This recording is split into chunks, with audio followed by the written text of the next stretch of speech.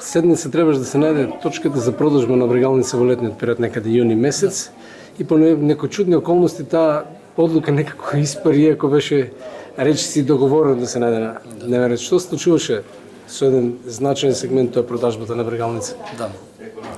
Значи ние како Совет добивме предлог одлука за продажба на Брегалница.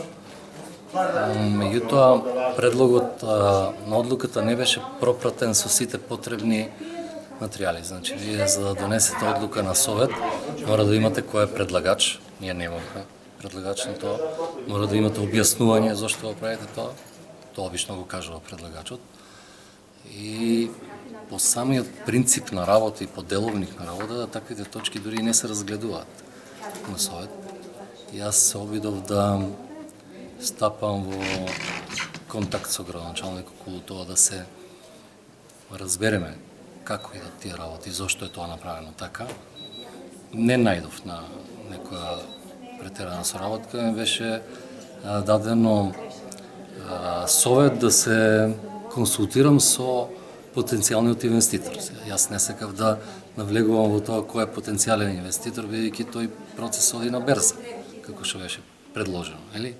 И тоа сепак, бидејќи целата јавност знаеше кој е, се консултиравме со него и јас и советниците сметавме дека дел од одредбите што беа дел од членовите од таа предлог одлука се во најмала рака дискутабилни и постигнавме некој договор со потенцијалниот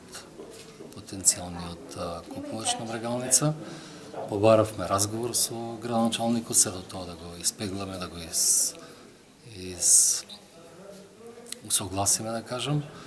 И тука некако не најдовме на разбирање и фактички останавме сами да решиме ситуацијата без градоначалникот, кој всушност беше иницијатор на целата таа работа и ни помина времето за таа седница. За следната седница тапкавме во место. На крајот кога постигнавме некои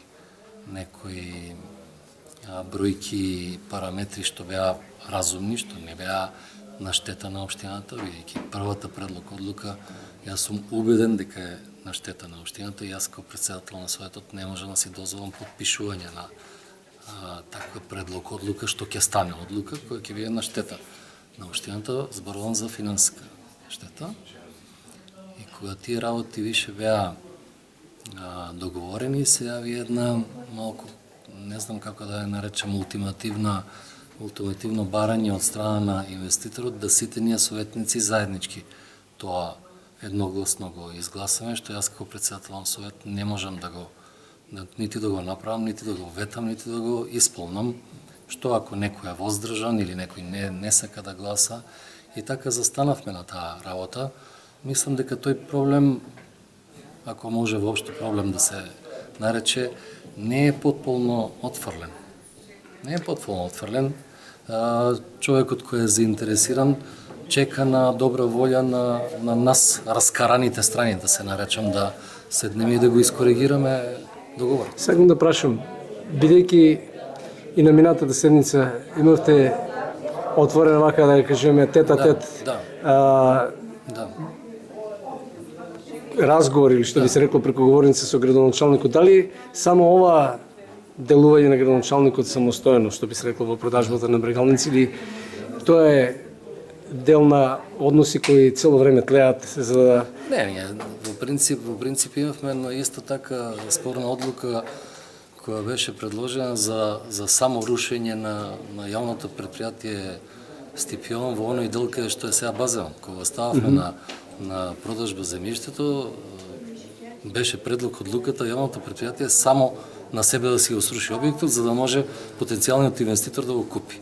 Тоа беше околу 15.000 евра штета на терет на јавното предпријатие. Јас и тогаш не се согласив да ја ставам таа одлука на дневен ред, само што тогаш не се дигна толку прашина.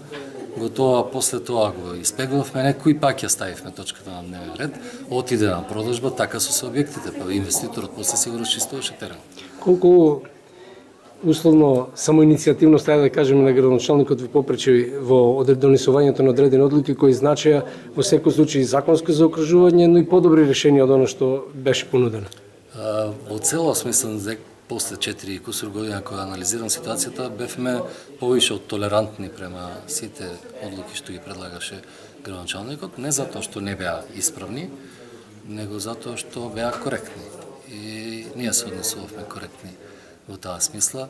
Не знам зошто за некои работи што ние изразивме собствено мислење дека некои работи не можат така, од типот како што беше јавното предпријатие Стипион, од типот како што беше менувањето на председателот на фудбалскиот клуб Брегалница и еве ова последната одлука за продажба на Брегалница, изнесуваме став дека не се сложуваме со тоа. Тоа е во склоп на демократијата, значи Советот ги донесува тие работи. Има право да не се согласи. Ама не се согласивме ние во таа смисла да го отфрлиме тоа, него да побараме заедничко решение со градоначалникот. Во првиот случај го најдовме заедничкото решение со градоначалникот. И јавно предпријатие Стипион направи така како што направи. Во вториот случај не знам од каде лутењето зошто е сменен председателот на фудбалскиот клуб Брегалница. Па ние не го меневме господинот Ангел Бојаджиев, ние го меневме председателот на Брегалница, на кој му дадовме 10 милиони буџет за 6 месеци, а вкупниот е 14 милиони, и плюс тој се задолжил за скоро 2 милиона. Што требаше ние како советници да шлакаме раци? Па бевме по притисок на јавност. Друго, пред самиот почеток на седницата, јас лично и координаторот на советничка група го прашавме градоначалникот дали да постапиме така, што мисли тој за таа работа. Тој рече дека не го интересира Брегалница, како ќе гласаме така да гласаме. Значи го пушти низ вода неговиот пулен председател. Но веднаш И зошто настанаа одма лутењата? веднаш по не ова предпоследната седница, ако може да кажеме, градоначалникот излезе со став дека многу сте трошиле пари, на некој начин сте биле платеници, Да. кои трошеле пари така како што ќе им текнало, сте барале премногу луксузи, во смисла уставните решенија и одредбите од Законот за локална самоуправа велат дека Советот е тој што креира политика, градоначалникот ја реализира. Не само за Штипде. Така, значи мене дегутантно ми стои да првиот човек на градот ги искаже нашите примања, а не ги искажува своите примања. Примањата се регулирани со закон. Јас не се срамам за себе да кажам дека сум човек што солидно заработува и мене воопшто не ми е битно дали ќе земам паушал овој месец или не. Меѓутоа тоа е регулирано со закон. Нити го регулирал Миташев, нити го регулира градоначалникот на општина Штип. Ние паушалите сме ги добиле по основа на закон, како што тој ја добива платата. Тоа што тој сервира на граѓаните дека сме ги полнеле джеповите, постои тамо ставка на општина на буџетот, каде што пишува Совет на општина Штип и пишува нула, дека советниците потрошиле нула.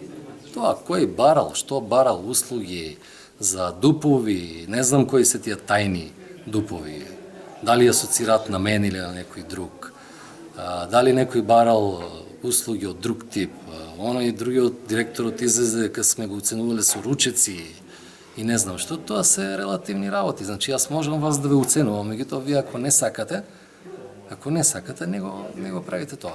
Се легализирале работи кои не требало да се легализират. Па значи вие сте криминалец. Не требало да постапите така. Зошто сте легализирале нешто што е спротивно на законот? И онака имате премногу кривични пријави во градот, не ви требаат додатни кривични пријави за некој од советниците ако легализирал нешто. И да ве прашам, низ општината овој период или низ градот има чести поплаки од граѓаните дека разноразни инспекции се пуштат на луѓето кои не мислат како градоначалникот, дури на информатичката агенција Инфоцентар им се симнуваат банери заради тоа што се однесуваат или пишуваат критички кон состојбите во општината. Па не знам, јас сите критики што доаѓаат од било која страна ги сваќам позитивно. Значи, јас воопшто не мислам дека е некој идеален. Меѓутоа тенденциозноста на донесување на некои решенија за казнување, да го кажам така условно, на поединци или на институции или на еве ова што го спомнавте вие, ќе го подкрепам само со примерот што на некој од советниците веднаш по разрешувањето на председателот на Брегалница, кој воедно е директор на јавно предпријатие ИСР, ми се пушти да ми исклучат водата. Значи отидовме до таму. Аха, вие мене ме менјате од директор, јас сега ќе кажам кој ми барал ручици, кој ми барал, не знам, делови, кој ми барал, кој не плаќал вода, па то сте можеле да го регулирате дека сте во тек на работата, зошто чекавте да бидете сменети? Мора да ве прашам, ќе бидете ли дел од новиот состав, односно Во ниеден случај. Во ниеден случај. Ви издодеа, ви дојде преку глава или некои други околности се Овој напрашува? начин на практикување на демократија мене лично ми смета, претпоставам дека и следниот состав и на Советот и на градоначалник ќе се соочат со, барем ако не со исти, со слични проблеми. Мислам дека ние како поединци се уште не сме поединечно доволно демократски созреани за да ја оваа работа обувуваме, барем јас за себе мислам така и мислам дека треба да го остави по местото на некој што ќе ја врши работата поарно него ја што ја врши во овие 4 години. Благодарам. Благодарам на вас.